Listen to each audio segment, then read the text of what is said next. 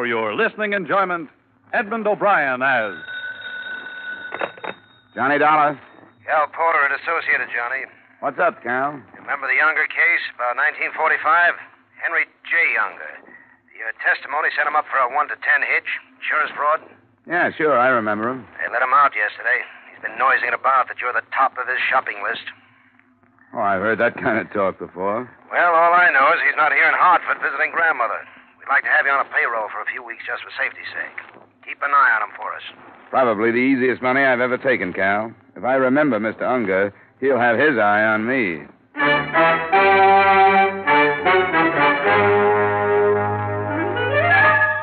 Edmund O'Brien in another transcribed adventure of the man with the action-packed expense account. America's fabulous freelance insurance investigator. Yours truly, Johnny Dollar.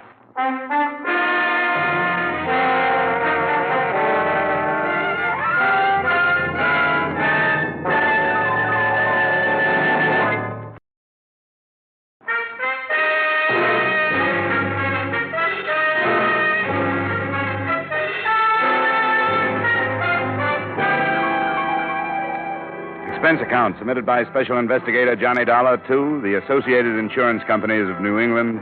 Attention, Calvin Porter. The following is an accounting of my expenditures during investigation of the Henry J. Unger matter. Expense account item 1, $2.20, night letter to Warden of State Penitentiary for dossier on Henry J. Unger. I just hung up and the doorbell rang. Just a second. Hello, Johnny. Eileen. Well, can I come in? Yeah, sure. Oh, nice place. Been so long I'd almost forgotten. Oh, I see you got rid of that imitation Rodin, the miniature. Wasn't your type, anyway. Oh, I must say you're not being very hospitable. Don't I deserve a drink? Sure. Well, what's the latest? Oh, working as hard as ever. Oh, thanks. I'm sorry if I'm a lousy conversationalist, Eileen, but like you say, it's been a long time. I thought you said you never wanted to see me again. I did, once. But when I got your wire yesterday, I decided that My wire? I didn't send you any wire. Don't make me seem like a fool, Johnny. I got a wire from you asking me up here this evening. You said you wanted to talk things over. Look, I don't know who's playing a gag on you, Eileen, but I didn't send you a wire. I know how you felt 2 years ago when we said so long. Well, maybe I was wrong 2 years ago.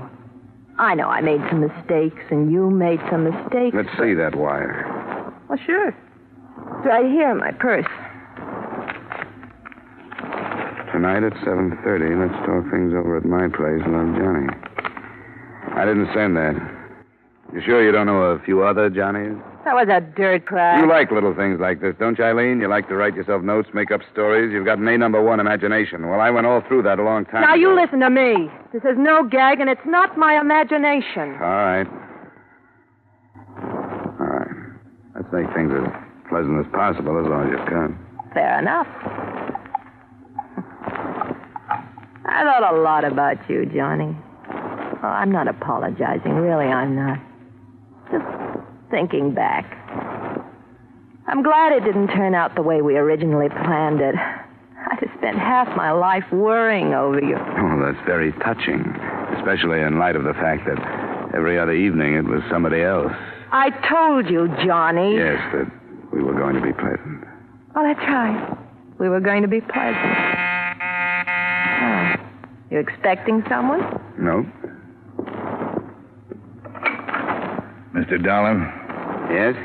Maybe you don't recall my face. The name is Unger. Henry J. Unger. Mind if I come in? I'm busy. Ah, yes, I see. Well, we won't take much of your time, will we, Ferdy? No, very minimal amount of your time.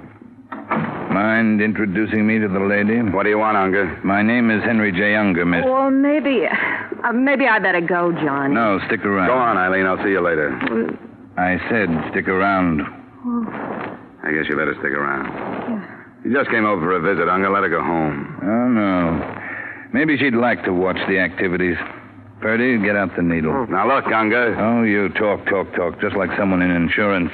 You make so much noise and you don't say anything. How's it coming, Purdy? Satisfactorily. It's all ready. And they were each having a drink, too. I noticed that. Got the rope? Now, you know I have the rope. That chair will be fine. Sit down, Dollar. What's the angle, Unger? You'll find out. Sit down. You work with gloves on, Purdy? Sure. I could do it with mittens. And once around. Twice around. Once around. Twice around. Hey, look. What are you going to do? Why don't you let him alone? It's love, Purdy. Let her go home, Unger. She hasn't anything to do with this. Finished, Purdy? Come on, Unger. Purdy, you finished? One more little minute. There. All done. And very sturdy, too. All right, Purdy. Roll up his sleeve. Right. Hey, look. He's got a nice big blue vein right here. You know, it's so hard to find a good, nice, blue, bulgy vein on somebody. Feel, Unger, feel. He loves his work, this Purdy. Used to be a lab technician at some big hospital. Didn't you, Purdy? That's right, Mr. Unger. Hold very still, Mr. Dollar, and concentrate on this lovely girl you see standing before you. Just conceive of yourself as being a very big man, the President of the United States or something. Someone with influence. Yes, a great deal of influence.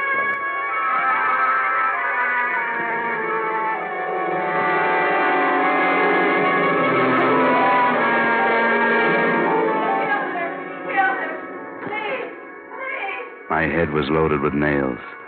The warm air clouded my nostrils, and I couldn't breathe. I tried to open my eyes, but no luck. I longed for something bitter and bubbly and cold. It was the worst hangover I'd ever had in my life.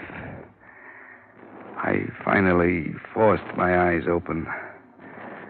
One of my hands felt heavy, and the other felt light. I turned my head painfully. There was a gun in my right fist. On the floor, dried blood. A lot of blood.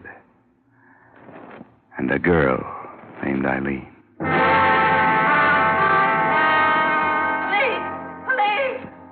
Oh. He killed her! Police! It was the maid. I remembered the keys hanging in a great silver ring from a wide waist. And she was gone. Empty liquor bottles. 2 in the corner, 1 near the body. I focused my eyes on the gun. It was my own. I sat up and opened the breech. It had been fired. Twice. I looked at my watch. I put it up to my face and I looked at it hard. 10, 20. I had been out almost 3 hours. I went out into the fresh air and it hit me like a slap in the mouth. I almost passed out again. But I took it slow, not breathing too deeply.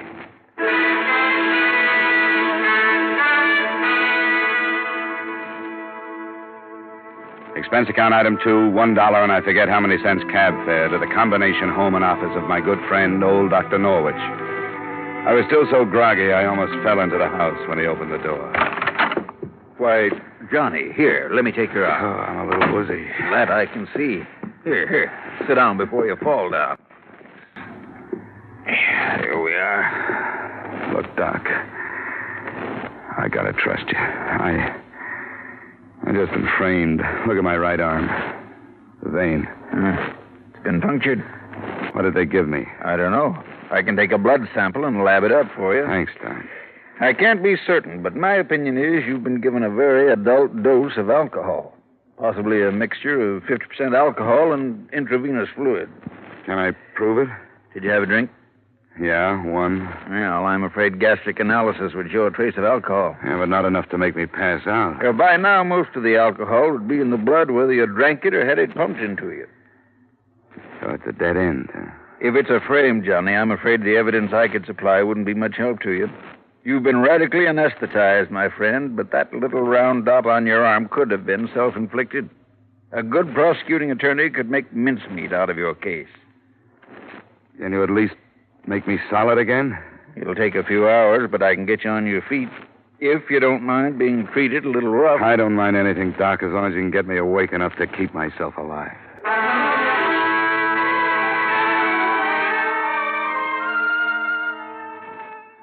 After a Swiss bath consisting of ice-cold water pressured at the body out of a stout hose, plus a potent shot of vitamin B complex and another cup of coffee, I felt almost normal. The throb in my head was gone. In its place was the cold realization that I was wanted for murder. Expense account item 3, 50 cents taxi fare to Asylum Street. It was funny going through all the motions of a murderer. I began to feel an edge of guilt creep into me. By the time I hauled myself into the Lost Soul Cafe, I felt as much a part of the place as the tramp at the elbow of the bar. I found an old informant at a front table. Expense account item 4, $25 strictly for information. Sure. Sit down. For that kind of money, sit down. Thanks. Now, what was that question again? Henry J. Unger, Victor. Henry J. Unger.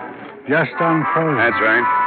Well, 25 isn't very much. 25 is my present limit. This isn't too big a case. I could do better on quiz show. Henry J. Unger and his character man, Ferdy. $25 and a shot.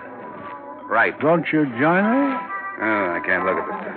I took the cure once. Fistula, we're the same. Henry J. Who? Unger. Well, he hasn't been around long enough for me to know his habits. Just a few weeks. He just got unfrozen, you know. Yeah, that's what you said. Did I? Oh, yes, so I did. Well, he's been dropping in here every afternoon about... What time is it? 3 o'clock. In the afternoon? Yeah, in the afternoon. I've been here a long time. Oh, he should be here at any minute. You know, I should stop imbibing. You know why? It isn't really good for you. If you had the treatment I had last night, you'd quit. Oh, wonderful. Give me a temperance lecture. I haven't heard one in 14 years. The last lady that lectured me, I married. Turned her into a derelict and got rid of her. Give me a temperance lecture. Yeah, some other time. I just saw him. Where? See you later, Victor. Thanks.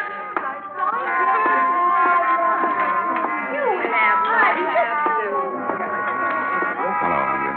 Well, Dollar, the police know you're out? Let's sit down and talk it over. I wouldn't stay in one place too long if I were you. It won't be too long. Well, speak your piece. This strictly revenge, Unger? Let's put it this way. 5 years is a long time.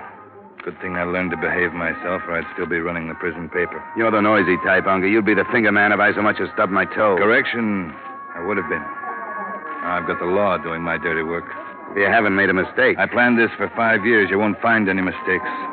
Oh, I thought a lot about you, Dollar, up at the resort. You know, in the years I've been in the insurance game, I've seen you guys come and go by the dozen. They turn you out of the same mold. You flip a few jobs, and it gives you a kick, and it goes to your head. Then comes that one mistake. They salt you away, and it gripes you. The world's to blame. You look around for somebody to take it out on. You talk a lot for a fugitive, Dollar. You're going to sit down over a piece of paper and write out a full confession, Unger. What makes you think so? This. A confession under duress isn't worth very much. It'll be worth a lot to me. For one thing, it'll be the truth. You'll have to prove I held a gun on you. Drop it, Dollar. What? I said drop it. You got the wrong man, Lieutenant. I doubt it, Dollar. You're under arrest for the murder of Eileen Kennedy.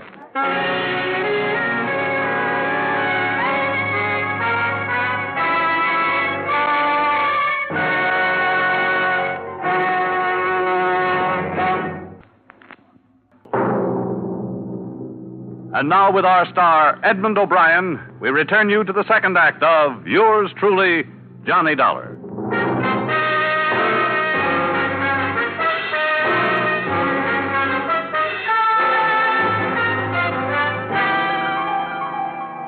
Johnny, it's my duty to warn you that anything you say may be held against you. If you got a good lawyer... Lieutenant, this is ridiculous. You know I'm not a killer. Do you want a good lawyer? Yeah. Guess I better get one. Call Joseph P. Harris. Number's in the book. Take care of that, Sergeant. Yeah, it looks bad for you, Johnny. When the DA gets hold of this evidence, he's going to be pretty nasty.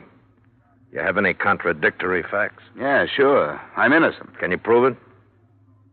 Oh, come on, Dollar. You're in trouble. It was a beautiful job of framing, Lieutenant. All right, tell me what happened. Eileen Kennedy received a telegram yesterday. It asked her to meet me up at my apartment at 7:30 the next night that I wanted to talk. You two had quite a romance at one time. Yeah, we had quite a romance, but I didn't send that telegram. Can you prove it? I didn't send the... No.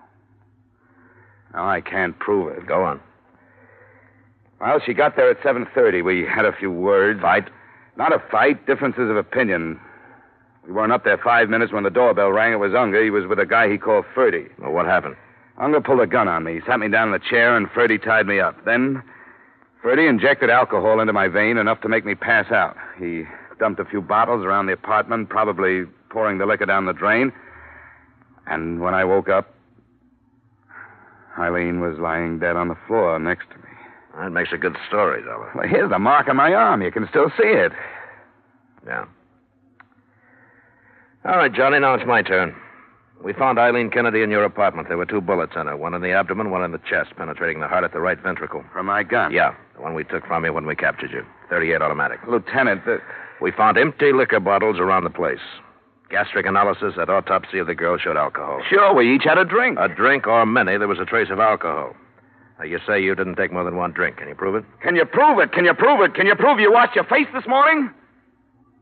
I don't have to, Johnny. Okay, Sergeant, take him to his cell. When his lawyer comes, send him right in.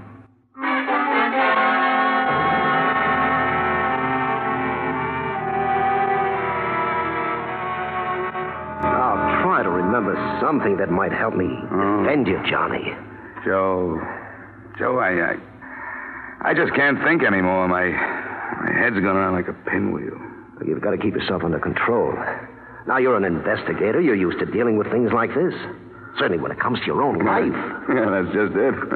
When it comes to my own life, I'm tied up in knots. I see. Well, I'll be frank. It'll be a rough one.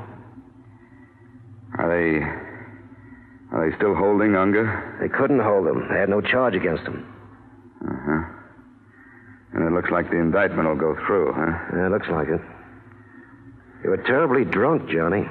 Dr. Norwich told me the percentage of alcohol in your blood. You think I killed her, don't you? Now, look, Johnny, I'm trying Forget to it. help you. Forget it, Joe.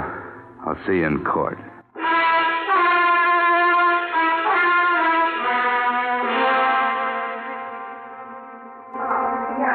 Excuse me, would you mind moving over one, please? Oh, there.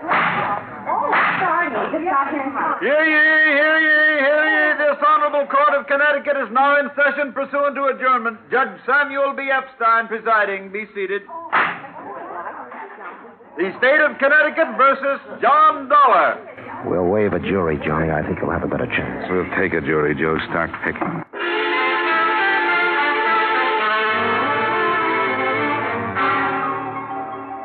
Your name, please? David W. Norwich, You're a physician, is that correct? physician and surgeon. Now, Dr. Norwich, did the defendant, Mr. Dollar, make a visit to you on the night of July 10th last? He did. Would you mind explaining the circumstances of that visit to the jury, Doctor? He was very sick. I had to help him inside. He was so sick. A laboratory analysis of his blood showed him to be under the influence of alcohol. Did the defendant, or did he not show you a spot on his arm where a hypodermic needle had penetrated? He did. And did you or did you not suggest to him at that time that the alcohol might have been administered by means of a hypodermic needle? I did. But also... That'll be all, Doctor. Not quite all, Doctor. Now, Doctor, you know as well as I do that a little black dot on the underside of the elbow might have been done by an enterprising young investigator such as Mr. Dollar in order to put forth a fairy tale that he was drugged, do you not? I object, Your Honor. The prosecuting attorney is attempting to intimidate the witness and interject his own opinions through the medium of his questions. Justine. Very well. Doctor, is there any possible way of showing through laboratory tests of one sort or another whether alcohol had been administered by hypodermic or by mouth? Yes, there is. Gastric analysis. And did you perform such a test upon the defendant, Mr. Dollar, at the time of his visit to you, July 10 last? I did. Will you tell the jury what you found, please? I found a trace of alcohol. That will be all, Doctor. Thank you.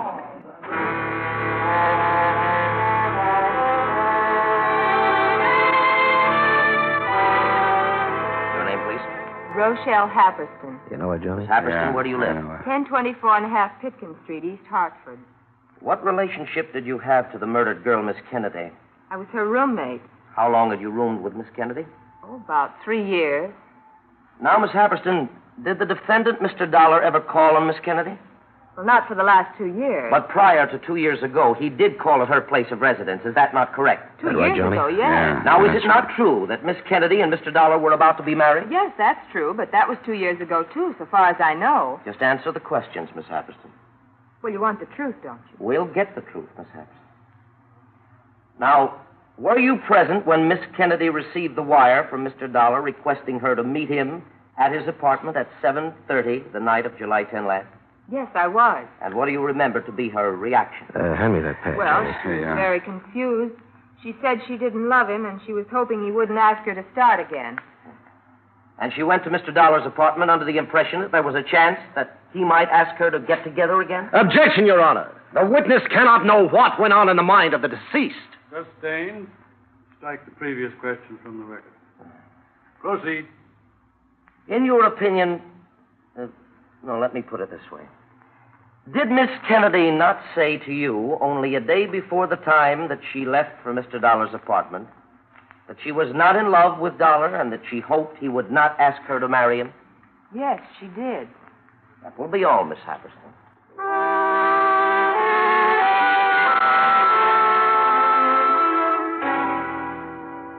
Your name, please. Javier Sawyer. Would you state your occupation? I'm a lieutenant, Homicide Bureau, Hartford Police Department. Lieutenant Sawyer, you were in charge of the Kennedy case, were you not? Yes, I was. You examined Mr. Dollar's apartment following the crime? I did. Did you find empty bottles of whiskey in the apartment? I did. How many? 4. And where were the bottles placed? I only saw 3. Well, one was adjacent to the body, 2 were in one corner of the living room, and 1 was in the kitchen. Now, is it possible that one or more of those bottles might have been consumed previous to the night of July 10th, the night that Eileen Kennedy was killed? No, sir. Why do you say that, Lieutenant? Well, there were a few drops of liquor in every one of the 4 bottles. Had the liquor been consumed previous to that night, these drops would have evaporated by the time we got there. Thank you, Lieutenant. Your witness, Mr. Harris. No questions. Looks bad, Johnny. 4 bottles. I only saw 3. Maybe a plea of guilty. A hypodermic? What'd you say? Joe, I've been in a fog. Put me on the stand. I'd advise against it, Put me on the stand, Joe.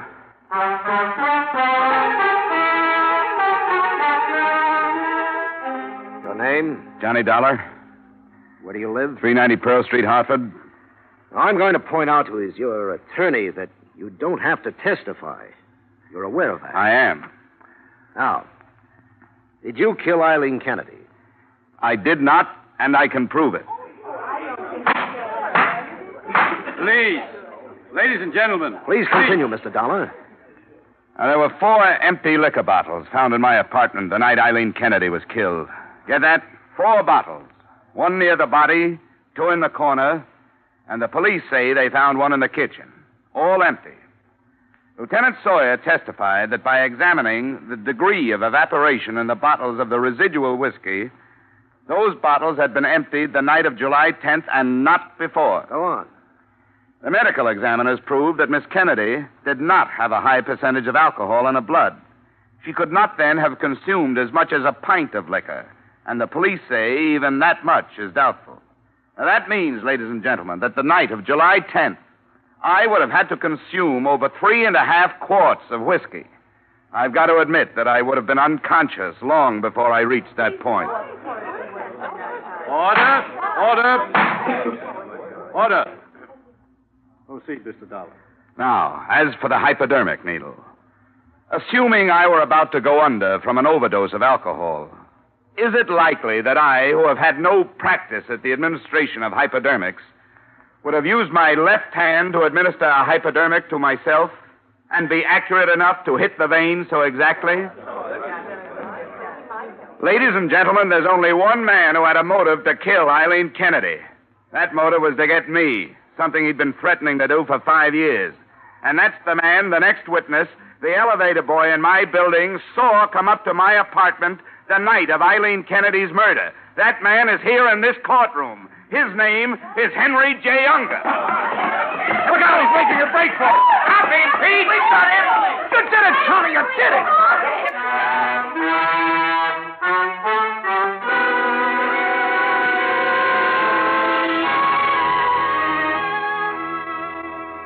So the case of the state versus Johnny Dollar became the case of the state versus Henry Unger. Furdy's confession under fire isn't going to help Unger any. You might sum up my whole case in one sentence. Alcohol and murder don't mix.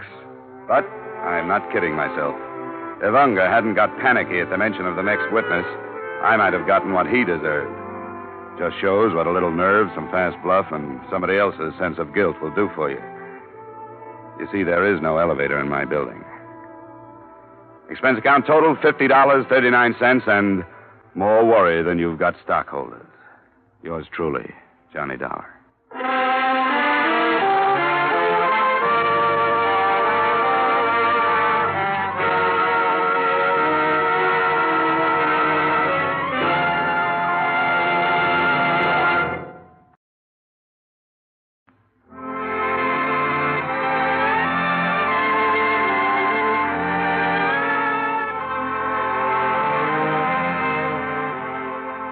Yours truly, Johnny Dollar, stars Edmund O'Brien in the title role and is written by Gil Dowd and David Ellis, with music composed and conducted by Leith Stevens.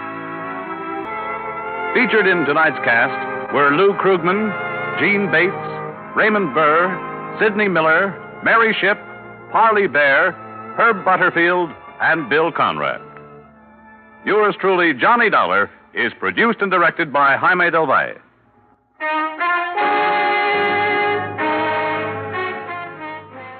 We invite you to join us again next week at this same time when, from Hollywood, Edmund O'Brien returns in another transcribed adventure of Yours truly, Johnny Dollar.